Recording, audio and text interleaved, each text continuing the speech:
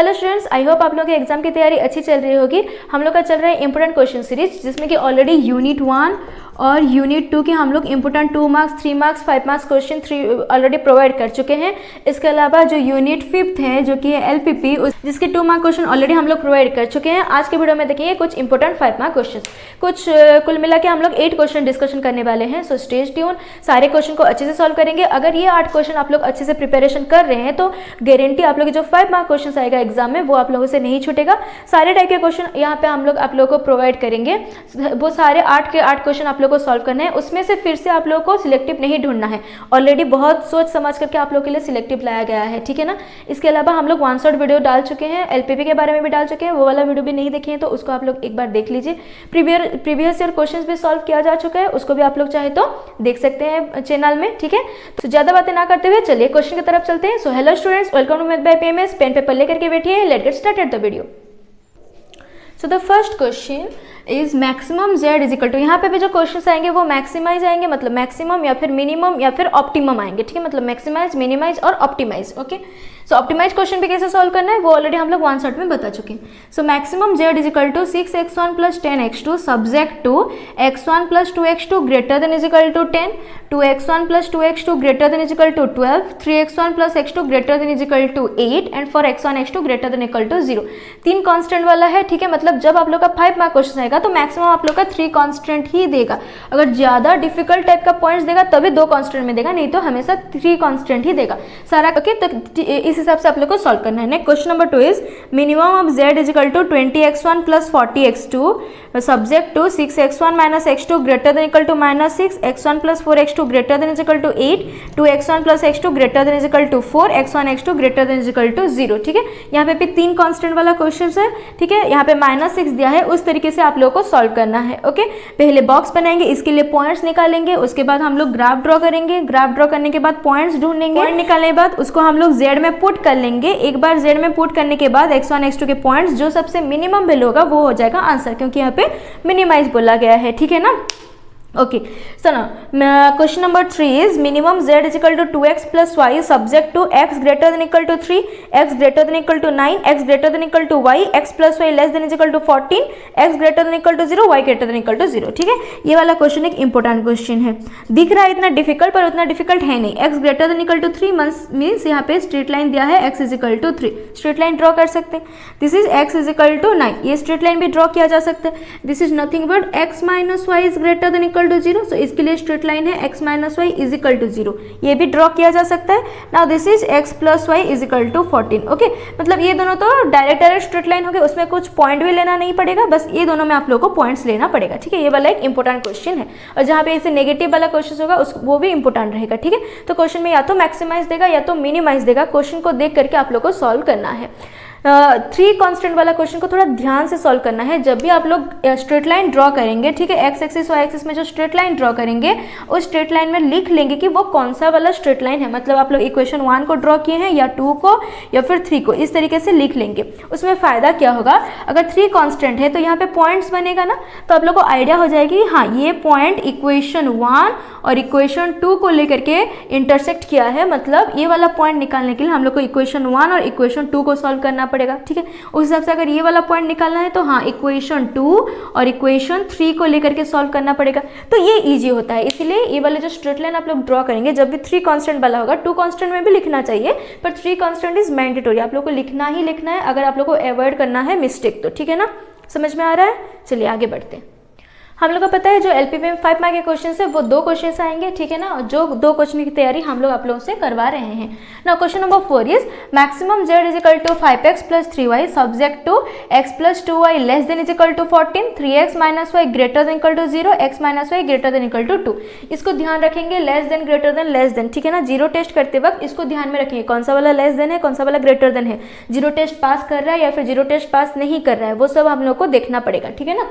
और यहाँ पे अगर 0 गिवन है, ठीक है ना, greater than equal to 0 given है, तो यहाँ पे हम लोग क्या करेंगे, यहाँ पे x y को 0 नहीं पुट करेंगे, ठीक है ना। हम लोग सपोज हम लोग 3x minus y is equal to 0 मान लेंगे, x पॉइंट y पॉइंट, एक बार x को 0 मान लेंगे, एक बार y को 0 मान लेंगे, ठीक है। जब x 0 होगा y भी 0 होगा, जब y 0 है x भी 0 है, मतलब यहाँ पे ओरिजिन दे करके पास करेगा, ठीक है। उस टाइम में हम लोग को क्या करना है कि हम लोग को एक और पॉइंट डालना है, ठीक है ना। कोई भी पॉइंट जो आप लोग चाहे आपसे डाल सकते हैं, ठीक है ना। तो सपोज हम लोग y की जगह पे 3 पुट कर रहे हैं, ठीक है। तो 3x minus 3 is equal to 0, then 3x is equal to 3, x is equal to 1। तो यहाँ पे क्या आएगा 1, क्योंकि दोनों पॉइंट 0 0 आ रहे हैं, इसलिए हम लोग को एक और पॉइंट लेना पड़ेगा, क्योंकि स्ट्रेट लाइन ड्रॉ करने के लिए एटलीस्ट हम लोग को 2 पॉइंट्स चाहिए। तो एक point is 0 0, another point is 1, 3। तो जब हम लोग ड्रॉ करेंगे, ठीक है, this is the point 0 0 origin, और एक पॉइंट है suppose this is 1 and this is 3। तो ये वाला स्ट्रेट लाइन ऐसे ड्रॉ हो रहा है। सॉरी, मेरा तो स्ट्रेट लाइन ही नहीं बनता है। आप लोग स्केल पेंसिल ले करके ड्रॉ करेंगे तो आप लोग का स्ट्रेट लाइन बनेगा, ठीक है। मान लीजिए स्ट्रेट लाइन है, ठीक है। सो अगर ये स्ट्रेट लाइन बन गया तो अब हम लोग क्या करेंगे, पहले तो 0 टेस्ट कर लेते थे कि हम लोग हाँ x की जगह पे 0, y की जगह पे 0 पुट कर लेंगे, ठीक है। फिर देखते हैं ट्रू है या फॉल्स है, पर यहाँ पे तो 0 0 पास ही कर रहा है, मतलब 0 टेस्ट हम लोग नहीं कर सकते। तो यहाँ पे हम लोग क्या कर सकते हैं, ये जो प्लेन है उसमें से कोई भी एक पॉइंट निकालेंगे जो कि इस लाइन के ऊपर लाए ना करता हो, ठीक है। इसको थोड़ा ध्यान से समझेंगे, इस लाइन के ऊपर लाए ना करता हो वैसे एक पॉइंट को हम लोग ले लेंगे। सपोज दिस इज 1, ओके, ये 3 था ना, तो हम लोग ले लेंगे 1 और 1, ठीक है। यहाँ पे आएगा, यहाँ पे 1, यहाँ पे 2, यहाँ पे 3, तो मतलब ये वाला पॉइंट 1 1 पॉइंट है। सो ये 1 1 point is not lie on this straight line. तो ये स्ट्रेट लाइन में जो पॉइंट लाई नहीं कर रहा है उसमें से कोई भी एक पॉइंट ले सकते हैं, ठीक है ना। कुछ ऐसा पॉइंट लीजिए जो कि कंफर्म इस लाइन पे लाइन नहीं करता हो, जैसे कि अगर मैं -1, 1 ले लूँगी, हाँ ये भी इस पॉइंट में लाइन नहीं कर रहे, तो कोई भी पॉइंट आप लोग ले सकते हैं। अब हम लोग टेस्ट करेंगे इस पॉइंट पे, ठीक है। तो क्वेश्चन क्या था, 3x minus y is greater than equal to 0। तो x की जगह पे 1, y की जगह पे 1 पुट करेंगे। So 3 × 1 - 1, 3 - 1 is 2, greater than is equal to 0, and this is true. Since this is true, solution region में वो पॉइंट रहेगा, मतलब सॉल्यूशन रीजन दिस तरफ, इस तरफ में होगा। ओके, समझ में आ रहा है। जो पॉइंट पे हम लोग टेस्ट करेंगे, अगर वो पॉइंट पे ट्रू है तो सॉल्यूशन रीजन में वो पॉइंट रहेगा, अगर फॉल्स होता तो सॉल्यूशन रीजन में वो पॉइंट नहीं रहता, हम लोग अपोजिट साइड देते, ठीक है ना। जैसे कि यहाँ पे एक पॉइंट हम लोग ले रहे हैं -1, 1, ओके ना, ये एक पॉइंट हम लोग ले रहे हैं, तो फिर से चेक करते हैं। सो 3x की जगह पे हम लोग पुट करेंगे -1, माइनस y की जगह पे पुट करेंगे 1, so -3 - 1, this is -4, greater than is equal to 0, and this is false, this is not true. अगर ये ट्रू नहीं है तो ये वाला पॉइंट आप लोग के सॉल्यूशन रीजन में नहीं रहेगा, ठीक है ना।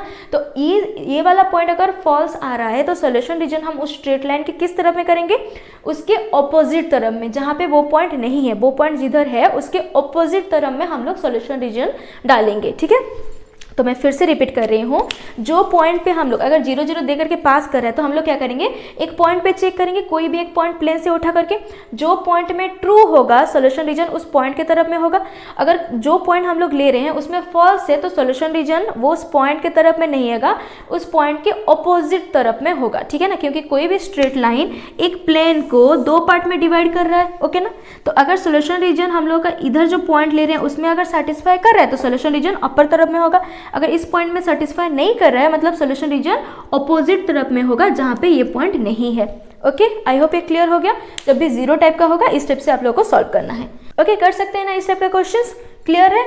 ओके, आगे बढ़ते हैं ना। Question number 5 is minimum z is equal to 20x1 plus 10x2 subject to x1 plus 2x2 less than is equal to 40, 3x1 plus x2 greater than equal to 30, 4x1 plus 3x2 greater than equal to 60। Okay, ये वाला question एक important question है और वैसे easy भी question है, ठीक है। ये वाला क्वेश्चन को आप लोग जरूर सॉल्व कीजिए, and obviously x1 x2 greater than equal to 0, non negative restriction ना हो तो क्वेश्चन तो सॉल्व हो ही नहीं पाएगा। Okay, now question number 6 is maximum z is equal to 4x1 plus 3x2 subject to x1 plus x2 less than is equal to 50, x1 plus 2x2 less than is equal to 80, 2x1 plus x2 greater than equal to 20, and obviously non negative restriction, ठीक है। जब भी 5 mark का question देगा वो तो 3 constant वाला ही देगा।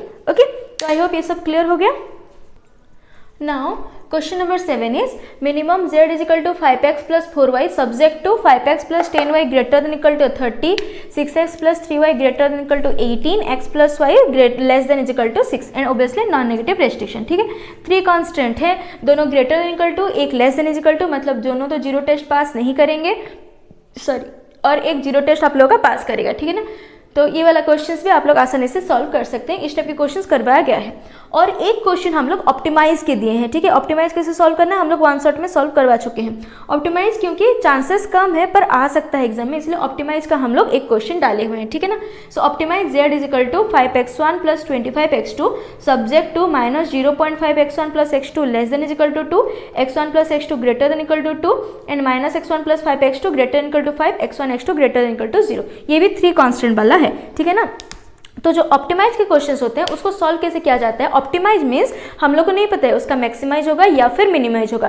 क्वेश्चन सॉल्व करने के बाद जैसे नॉर्मली सॉल्व होते हैं, पूरा लास्ट में आखिर में सॉल्व करने के बाद आप लोग देखेंगे कि उस क्वेश्चन का मैक्सिमाइज एग्जिस्ट करता है या फिर मिनिमाइज एग्जिस्ट करता है, ठीक है। इसको बहुत अच्छे से हम लोग एक्सप्लेन कर चुके थे, तो यहाँ पे मैं एक्सप्लेन नहीं कर रही हूँ, ट्राई मस्ट हो जाएगा, ठीक है। तो ये कुछ इंपॉर्टेंट 8 क्वेश्चन थे जो कि अगर आप लोग अच्छे से सॉल्व कर रहे हैं तो जो 5 मार्क्स के 2 क्वेश्चन आएंगे आप लोगों के एग्जाम में, बोर्ड एग्जाम में, वो आप लोगों से नहीं छूटेगा। वो वाला क्वेश्चन आप लोग जरूर अच्छे से सॉल्व कर पाएंगे। सो आई होप ये वाला वीडियो आप लोग को हेल्पफुल लगा होगा। अगर हेल्पफुल लगा है आप लोग के फ्रेंड्स के साथ जरूर शेयर कीजिए और ये 8 क्वेश्चंस अच्छे से जरूर सॉल्व कीजिए आप लोग, ठीक है ना।